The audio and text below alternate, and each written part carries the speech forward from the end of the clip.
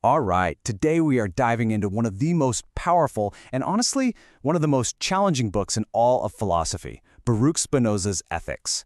This isn't just a book, it's a complete system for understanding reality, God, and our own path to freedom. It's a big one, so let's get right into it. But first, let me ask you something.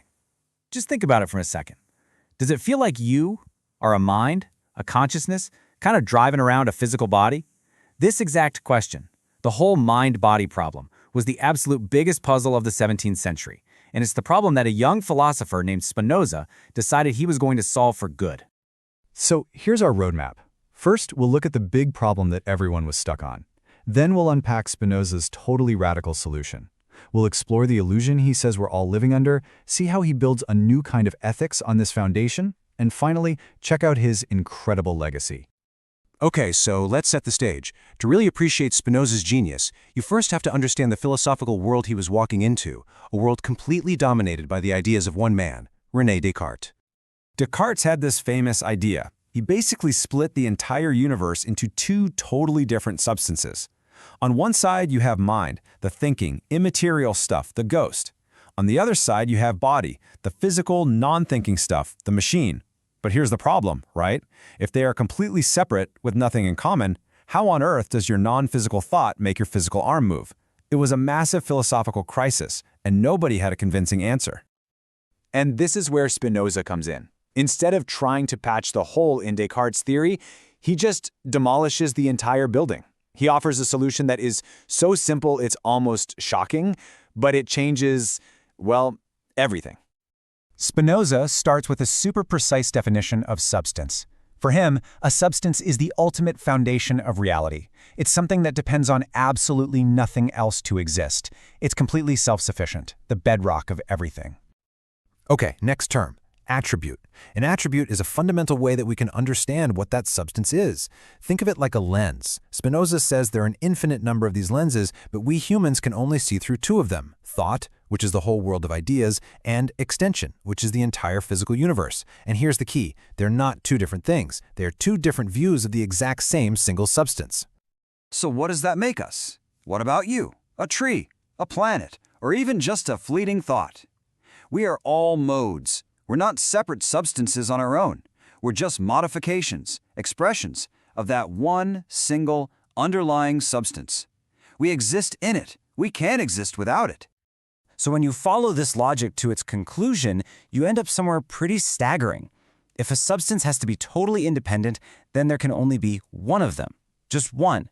And Spinoza gives this single, infinite, all-encompassing substance a very famous name, Deus sive natura. That's Latin for God or nature. For Spinoza, they are the exact same thing. Now, if that feels a little abstract, this is the perfect analogy. Think of God or nature as one vast, infinite ocean. And what are we? You, me, the stars? We're all just individual waves on that ocean. See, a wave isn't something separate from the ocean. It's just a temporary form that the ocean is taking at that moment.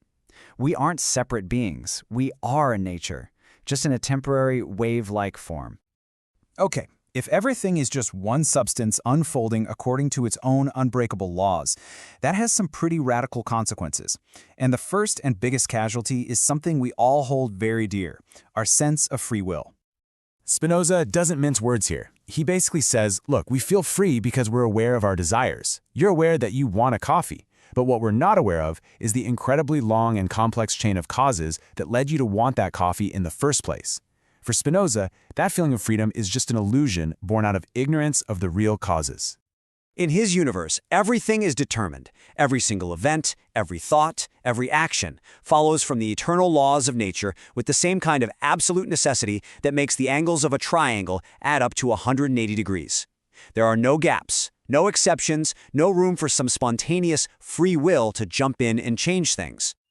So you might be thinking, well, if we're not free, what's the point of anything? How can you even have an ethics? And this is where Spinoza's project gets truly incredible. He argues that true freedom isn't what we think it is. It's something much deeper. Here's his path. First, he says, stop beating yourself up over your emotions. Anger, jealousy, sadness, they aren't character flaws. They're natural events, just like a thunderstorm. They have causes. Second, use your reason, your intellect, to figure out what those causes are.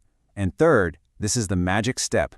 When you truly understand why you feel what you feel, you're no longer a passive slave to that emotion. That understanding transforms you. It gives you power. That, for Spinoza, is true freedom.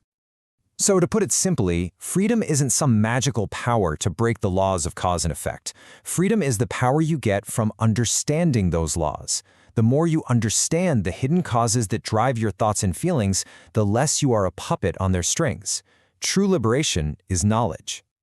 Now, as you can probably guess, these ideas were considered incredibly dangerous back in the 17th century. Spinoza was basically canceled, but his ideas were too powerful to disappear, and over the centuries, they have quietly influenced some of the most important thinkers and movements in the modern world.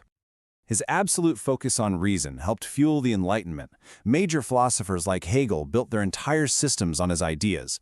When Albert Einstein was asked if he believed in God, he famously said he believed in the God of Spinoza, not a personal God, but a God of sublime, rational order. His idea that we are all part of one unified nature is a cornerstone of modern environmentalism, and his insights into the emotions prefigure a lot of modern cognitive psychology. And so this brings us full circle. Spinoza's entire grand, complex, beautiful system was all built to answer a very practical question. If it's all one substance, if God and nature are the same, if we are all just waves in the very same cosmic ocean, then how should we live? How should we treat each other and the world around us? That's the powerful question Spinoza's work leaves us with. This is for entertainment and educational purposes only.